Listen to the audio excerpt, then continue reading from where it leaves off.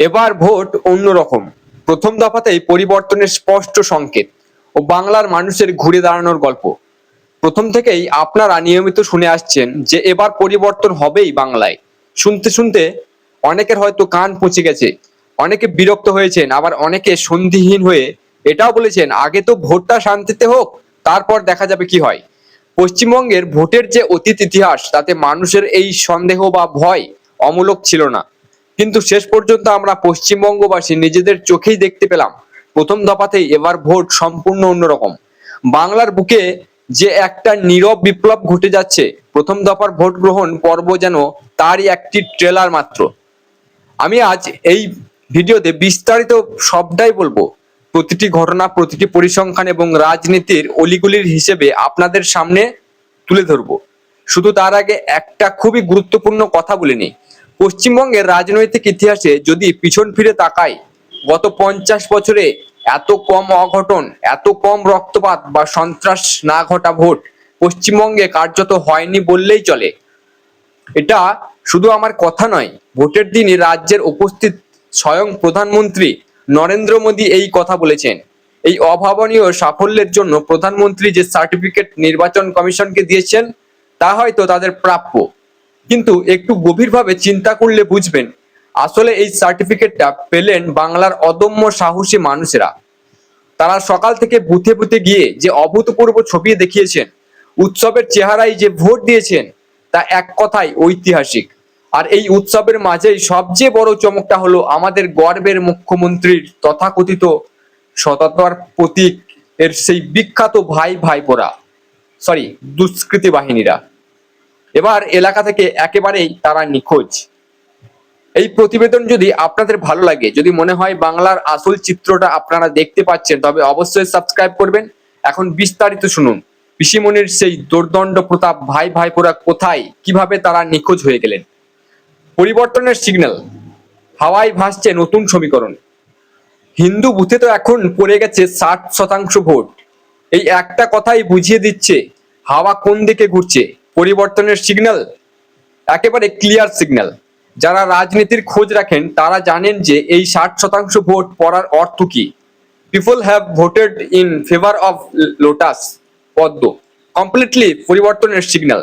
যে যে রাজ্যে এর আগে সরকার পরিবর্তন হয়েছে, মানুষের ক্ষোভ যখন ব্যালট বাক্সে আছড়ে পড়েছে, সেখানে ঠিক এই ধরনের ম্যান্ডেট বা জনাদেশ এসেছে। আমরা যদি বিরোধী দলনেতা শুভেন্দু অধিকারীর দিকে তাকাই, তার তো এবার আবার 2 দফায় ভোট। প্রথম দফা নন্দীগ্রামে তার নিজের ভোট সম্পন্ন হলো। নিজের গড় সামলানোর পর এবার তিনি ভবানীপুরের জন্য আরো বেশি করে ঝাঁপাবেন। এখন আর তার কোনো পিছুটান রইল না। নন্দীগ্রামের ভোট দিয়ে এসে বুথের বাইরে দাঁড়িয়ে তিনি সাংবাদিকদের আত্মবিশ্বাসের সঙ্গে বললেন, এবার কেমন করে অন্যরকম ভোট হয়েছে সেটা সবাই দেখতে পাচ্ছে। শুধু তাই নয়, তিনি একটি সাহসী ভবিষ্যৎবাণীও করেছেন। প্রথম দফার যে 152টি আসনে ভোট হলো, তার মধ্যে 125টাতেই নাকি বিজেপি অনায়াসে জিতে যেতে পারে। তৃণমূল নেতারাও অবশ্য বসে নেই, তারাও নিজেদের মতো করে নানা রকম সংখ্যা বলেছেন, বড় বড় দাবি করেছেন। বলবেনই তো, এটা রাজনৈতিক নেতাদের কাজ, নিজেদের কর্মীদের মনোবল চাঙ্গা রাখার কৌশল। আমাদের যে নিজস্ব সমীক্ষা ছিল, প্রথম এই 152 আসন নিয়ে আমি যে বিস্তারিত গ্রাউন্ড রিপোর্ট এবং ডেটা অ্যানালিসিস করেছি, তাতে বিজেপির সর্বোচ্চ 99টি আসন পাওয়ার একটি বাস্তবসম্মত হিসাব পাওয়া গেছে। 125 হয়তো একটু বেশি আশাবাদী সংখ্যা, কিন্তু 99টি আসনও যদি আসে, সেটাও একটা বিশাল রাজনৈতিক ভূমিকম্প। তবে এখানে একটা কথা মনে রাখতে হবে, যদি ভোটের সুইং বা হাওয়ার হঠাৎ করে কোনো একদিকে প্রবলভাবে ঘুরে যায়, যাকে আমরা আন্ডার কারেন্ট বলি, সেক্ষেত্রে কোন দলের ঠিক কি ফল হবে সেটা কোনো সমীক্ষাতেই 100% নিশ্চিত করে বলা যায় না। এক্সিট পোল হবে, এক্সিট পোল হয়তো এই আসন সংখ্যা আরো বাড়বে বা সামান্য কমবে। এখনই আমি চূড়ান্ত কোনো সংখ্যা বলছি না। নিয়ম অনুযায়ী দ্বিতীয় দফার ভোট সম্পন্ন শেষ হবার পর সেটা বলতে হয়। আমাদের টিম নিরলসভাবে কাজ করছে, রাজ্যের এ প্রান্ত থেকে ও প্রান্ত ঘুরে মানুষের পালস বোঝার চেষ্টা করছে। এক্সিট পোলের একদম নিখুঁত হিসাব আমরা খুব তাড়াতাড়ি আপনাদের সামনে নিয়ে আসবো। ভোটদানে নজরবিহীন রেকর্ড, কেন এত মানুষ বুথমুখী? আসন সংখ্যার হিসাবের আগে একটা অন্য পরিসংখ্যানে চোখ রাখা যাক, যা বাংলার রাজনীতির জন্য অত্যন্ত তাৎপর্যপূর্ণ। ভারতের মধ্যে ভোটদানের প্রথম স্থান অধিকার করলো আমাদের পশ্চিমবঙ্গ। এতদিন পর্যন্ত স্বাধীন ভারতের যে ইতিহাসে, তাতে আমরা দেখেছি কেরালা বা ত্রিপুরায় বেশি ভোট পড়ে। এবার অসমেও বেশ হাড্ডাহাড্ডি নির্বাচন হয়েছে, সেখানে প্রায় 85% বেশি ভোটদান হয়েছে। কিন্তু সবাইকে চমকে দিয়ে, সমস্ত হিসাব নিকেশ উল্টে দিয়ে পশ্চিমবঙ্গে প্রায় 90% বেশি মানুষ এবার ভোট দিয়েছে। এটা যে পশ্চিমবঙ্গের ক্ষেত্রে একটা সাধারণ ঘটনা নয়, বরং একটা রাজনৈতিক পালাবদলের ইঙ্গিতবাহী ঘটনা, তার প্রমাণ লুকিয়ে আছে অতীতের পরিসংখ্যানে। এই যে 152টি আসনের প্রথম দফায় ভোট হলো, একটু ফ্ল্যাশব্যাকে গিয়ে দেখুন 2021 সালে বিধানসভা নির্বাচনে এই আসনগুলোতে ভোট পড়েছিল 83.2%, আর 2024 সালে লোকসভা নির্বাচনে পড়েছিল 79.8%। আর এবার তার থেকে অনেক বেশি জোট পড়লো, অর্থাৎ এবারে অনেক বেশি ভোট পড়লো বিধানসভা নির্বাচনে। কিন্তু কেন হঠাৎ এত বেশি ভোট পড়লো? কি এমন ম্যাজিক হলো? অনেকে অনেক রকম রাজনৈতিক ও সামাজিক যুক্তি দিয়েছেন। কেউ কেউ বলেছেন আবহাওয়া ভালো ছিল, কেউ বলেছেন নির্বাচন কমিশনের কড়াকড়ি কথা। কিন্তু আমি খুব গভীরভাবে বিশ্লেষণ করে গ্রাউন্ড জিরো থেকে তথ্য সংগ্রহ করে মূল 3-4টে যুক্তি খুঁজে পেয়েছি। আসুন সেগুলো বিস্তারিত আলোচনা করা যাক। 1. ভোটার তালিকায় জঞ্জাল সাফাই, অর্থাৎ ফেক ভোটার্স ডিলিট। সবচেয়ে বড় এবং চমকপ্রদ কারণ হলো ভোটার তালিকায় শুদ্ধিকরণ। আমাদের রাজ্যের ভোটার তালিকায় প্রচুর জাল বা ভুয়া ভোটার ছিল।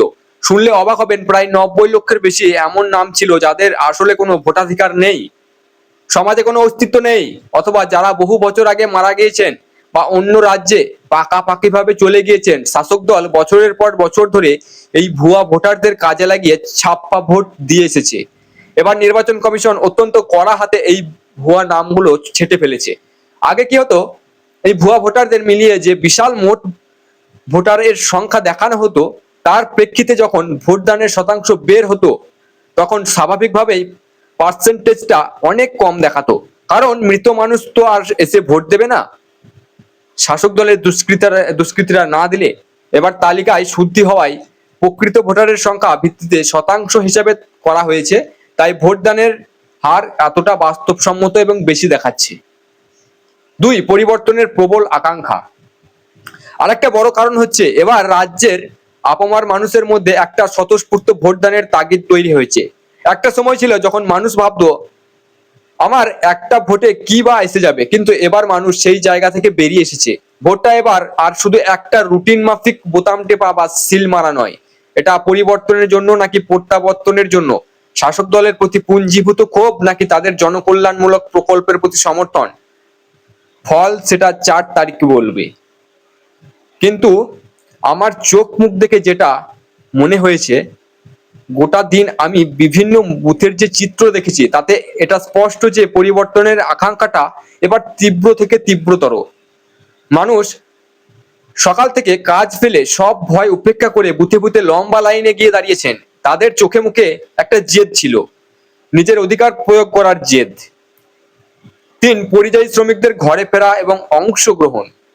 এই উৎসবের পরিবেশের আরো একটা অত্যন্ত বড় এবং আবেগঘন কারণ হলো আমাদের পরিযায়ী শ্রমিক ভাইয়েরা কর্মসংস্থানের অভাবে যারা বাধ্য হয়ে ভিন রাজ্যে পাড়ি দিয়েছেন, যারা প্রতি বছর সামান্য ভোটের জন্য হাজার হাজার টাকা খরচ করে বাড়ি ফিরতে পারতেন না, এবার তারা দলে দলে ফিরছেন, ট্রেনে, বাসে, এমনকি হেঁটে, যেভাবেই হোক তারা নিজের নিজের বিধানসভার কেন্দ্রে পৌঁছেছেন। কেন তারা এলেন? কারণ তাদের মনে একটা চাপা ক্ষোভ রয়েছে। তারা চান তাদের নিজের রাজ্যে শিল্প হোক, কর্মসংস্থান হোক, তাদের যেন আর পরিবারের মায়া ত্যাগ করে ভিন দেশে পড়ে থাকতে না হয়। নিজেদের ভোটাধিকার প্রয়োগ করে তারা সেই বদলের দাবি জানিয়েছেন। এই ট্রেন্ড যদি দ্বিতীয় দফাতেও বজায় থাকে, তবে শাসক দলের কপালে যে চিন্তার ভাঁজ আরো চওড়া হবে, তাতে কোনো সন্দেহ নেই। 4. শহরাঞ্চলের নিশ্চিত ভোট এবং ভদ্রলোক ভোটারের জাগরণ। শহরাঞ্চলে যারা বহুতল বা অ্যাপার্টমেন্টে থাকেন, তথাকথিত শিক্ষিত বা ভদ্রলোক শ্রেণী, তারা সাধারণ ভোট দিতে কম নামেন। রোদে লাইনে দাঁড়ানোর অনীহা, তার উপর ভোটের দিনের চেনা বোমাবাজি, বাইক বাহিনীর দাপাদাপি, গুন্ডাবাজি, এইসবের ভয়ে তারা অনেকেই ভাবেন ঝামেলায় গিয়ে কি কাজ নেই বা কি লাভ ঝামেলায় গিয়ে। কিন্তু এবার চিত্রটা সম্পূর্ণ আলাদা। কেন্দ্রীয় বাহিনীর রুট মার্চ, কড়া নিরাপত্তা ব্যবস্থা এবং নির্বাচন কমিশনের আশ্বাসে তারা বুঝেছিলেন যে এবার নিশ্চিন্তে ভোট হবে, কোনো গুন্ডা তাদের আটকাতে পারবেন না। এই ভরসা থেকেই এবার শহরে ভোটারদের বুথমুখী হওয়ার ঢল নেমেছিল, যা বিরোধী শিবিরের আশাকে বহুগুণ বাড়িয়ে দিয়েছে। ভোটের দিন আরো একটা সুন্দর দৃশ্য চোখে পড়েছে, মহিলাদের বিপুল অংশগ্রহণ। গ্রামাঞ্চলে এমনিতেই মহিলাদের অংশগ্রহণ বেশি থাকে, কিন্তু এবার তা যেন বাঁধ ভেঙেছে। লক্ষ্মীর ভান্ডারের সুবিধা পেয়ে তারা কি শাসক দলের ভোট দিতে এলেন, নাকি দুর্নীতি, নারী নির্যাতন এবং সন্তানদের অধিকার ভবিষ্যৎ থেকে মুক্তি পেতেই তারা জোটবদ্ধ হয়ে ভোট দিতে এলেন? সেটা তো 4 তারিখে ইভিএম খুললেই জানা যাবে। তবে তাদের এই নির্ভীক অংশগ্রহণ গণতন্ত্রের জন্য একটা শুভ লক্ষণ। এবার আসি সবচেয়ে মজাদার এবং কৌতূহল বিষয়ে। কেমন করে আমাদের সততার প্রতীক সরকারের পিসিমণির সেই বিখ্যাত ভাই এবং ভাইপোরা ভোটের দিন একেবারে কর্পূরের মতো উবে গেলেন। হলদিয়ার সকালবেলা এক অদ্ভুত দৃশ্য দেখা গেল। ওখানকার তৃণমূল প্রার্থী, যিনি আগে সিপিএম করতেন, তারপরে বিজেপিতে গিয়েছিলেন, এবার আবার দলবদল করে তৃণমূলে। তিনি বিভিন্ন বুথে গিয়ে সকাল থেকে বিস্তর অভিযোগ করেছিলেন। তার মূল অভিযোগ কি না, কেন্দ্রীয় বাহিনী বড্ড কড়াকড়ি করছে, তাদের দলের কর্মীদের নাকি বুথের ধারের কাছে ঘেঁষতে দিচ্ছে না। আসলে এই দলের কর্মী এরাই তো হচ্ছে পিসিমণির সেই আদরের ভাই এবং ভাইপোরা। এদের আসল পরিচয় কি জানেন? এদের ভাইয়ের নাম হলো র্যাগিং, আর এক ভাইয়ের নাম হলো ছাপ্পা। এক ভাইয়ের নাম বুথ জ্যামিং, এক ভাইপোর নাম সোর্স জ্যামিং, অর্থাৎ ভোটারদের বাড়ি থেকেই বেরোতে না দেওয়া। আর আরেকটা রাগচটা ভাইপোর নাম হলো বোমা ছোড়া। বছরের পর বছর ধরে এরাই তো বাংলার ভোটের ভাগ্য নির্ধারণ করছে, কিন্তু আশ্চর্যের বিষয় এরা সবাই আজ একেবারে নিখোঁজ, গর্তে লুকিয়ে পড়েছে। কেন্দ্রীয় বাহিনীর যেখানে যেখানে এদের জমায়েত দেখেছে, কয়েক মিনিটের মধ্যে লাঠি উঁচিয়ে সেগুলোকে ছত্রভঙ্গ করে দিয়েছে। যেখানে শাসক দলের মরিয়া চেষ্টা করছে, এত শান্তির মধ্যেও এত কড়া নিরাপত্তার ঘোরাটোপের যে একেবারে কোনো গোলমাল হয়নি তা তো নয়। কিছু কিছু জায়গায় শাসক দল তাদের পুরনো কায়দায় মরিয়া চেষ্টা চালিয়েছে। আমি সকাল থেকে গোটা রাজ্যে ভোটদান কিভাবে চলছে তার উপর কড়া নজরদারি রেখেছিলাম, এবং কোথায় কি চলছে সেগুলো বিস্তারিত নোট করে রেখেছি। তা থেকেই আপনাদের একটু বলি। কেশপুরের করুণ পরিণতি। পশ্চিম মেদিনীপুরের কেশপুর বারবারই রাজনৈতিক উত্তাপের কেন্দ্রবিন্দু। সেখানে ভোট দিতে এসে এক বৃদ্ধার মৃত্যুর ঘটনা ঘটেছে। ইসরাতান বিবি নামের ওই বৃদ্ধা ভোট দিতে এসেছিলেন। লাইনে দাঁড়িয়ে হঠাৎ তিনি অসুস্থ হয়ে পড়েন এবং মারা যান। এটা অত্যন্ত দুঃখজনক ঘটনা যে গণতন্ত্রের উৎসবে আমরা আমাদের একজন বয়স্ক সহনাগরিককে হারালাম। সিউড়ির অভিযোগ, বীরভূমের সিউড়িতে মল্লিকপুরে পঞ্চায়েতের কতুরা গ্রামে 151 নম্বর বুথে তৃণমূল প্রার্থী অভিযোগ তোলেন যে মহকুমা শাসকের দপ্তর থেকে বৈধ পরিচয়পত্র থাকা সত্ত্বেও কেন্দ্রীয় বাহিনী তাকে বুথে প্রবেশ করতে দিচ্ছে না। পরে এসডিও আসেন। ভাষার সমস্যার কারণে একটু ভুল বোঝাবুঝি হয়েছে, যা পরে মিটে যায়।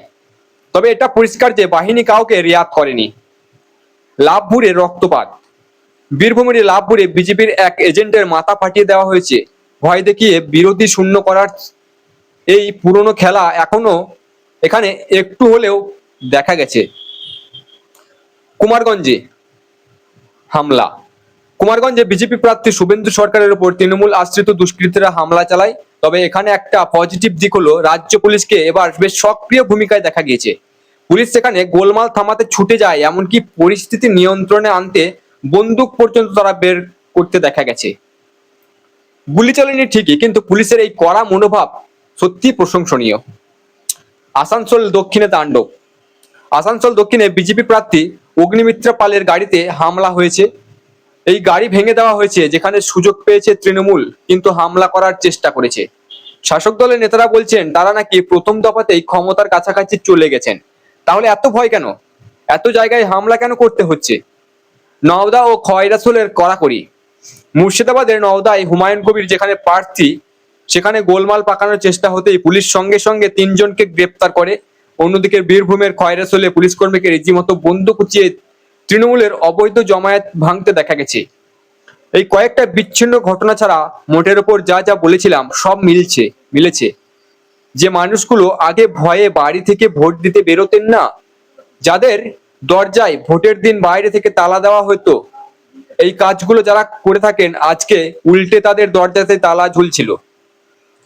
পিসির সেই সোর্স জ্যামিং করা ভাইপোরা সম্পূর্ণ নিখোঁজ ছিলেন। 152টি আসন এলাকার মধ্যে কোনো বুথে বাইরের লোক ঢুকে লুট করতে পারেনি। ভোট তো মিটলো, কিন্তু এখন নিশ্চিন্ত হয়ে ঘুমিয়ে পড়ার কোনো কারণ নেই। এখনো কিছু ভাই ভাইপোরা হয়তো প্ল্যান বি, প্ল্যান সি অথবা প্ল্যান ডি তৈরি করে রেখেছেন। মনে আছে 26,000 শিক্ষকের চাকরি বাতিল হওয়ার পর নেতাজি ইন্ডোর স্টেডিয়ামে দাঁড়িয়ে মুখ্যমন্ত্রী কিভাবে দম ভরে বলেছিলেন, আমার প্ল্যান ABCD সব তৈরি আছে। যদিও সুপ্রিম কোর্টে তারা কোনো প্ল্যানই কাজে লাগেনি, তার কোনো প্ল্যানই কাজে লাগেনি, কিন্তু ভোটের ময়দানে এরা কিন্তু খুব ধূর্ত। ইভিএম নষ্ট করে ফেলা, স্ট্রং রুমে কারচুপি করা, গণনার দিন লোডশেডিং করে ইভিএম বদলে দেওয়া, এসবের ব্লুপ্রিন্ট বা প্ল্যান বি তাদের কাছে রেডি। তবে শুধু কমিশনের ভরসায় থাকলে হবে না। প্রতিটি রাজনৈতিক দলের, বিশেষ করে বিরোধী দলের কর্মীদের উচিত আগামী কটা দিন স্ট্রং রুমের বাইরে দিনরাত এক করে ইভিএম গুলোকে পাহারা দেওয়া। আর কয়েকটা দিন পরেই দ্বিতীয় দফার ভোট, তার আগে কোনোভাবেই আত্মতুষ্টিতে ভোগা চলবে না। আমি আগেই বুঝতে পেরেছিলাম যে এবার নির্বাচন কমিশন 75,000 বিশেষ ধরনের স্পেশাল লাঠি কিনেছে। এগুলো জেসে লাঠি নয়, এই লাঠি যখন শরীরের বিশেষ বিশেষ জায়গায় পড়বে না, তখন সারা জীবনে চেয়ারে বা মাটিতে বসতে কষ্ট হবে। প্রতিবার বসার সময় ওই দুষ্কৃতীদের মনে পড়বে ভোটের দিন কি করেছিলাম, কোন পাপ করেছিলাম মানুষের অধিকার কেড়ে নিয়ে। তাই আমার এখন বসতে এত অসুবিধা হচ্ছে। আজকে কেন্দ্রীয় বাহিনী সেই লাঠি দিয়ে অনেক জায়গায় দুষ্কৃতীদের পিঠের ছাল তুলে লাল করেছে।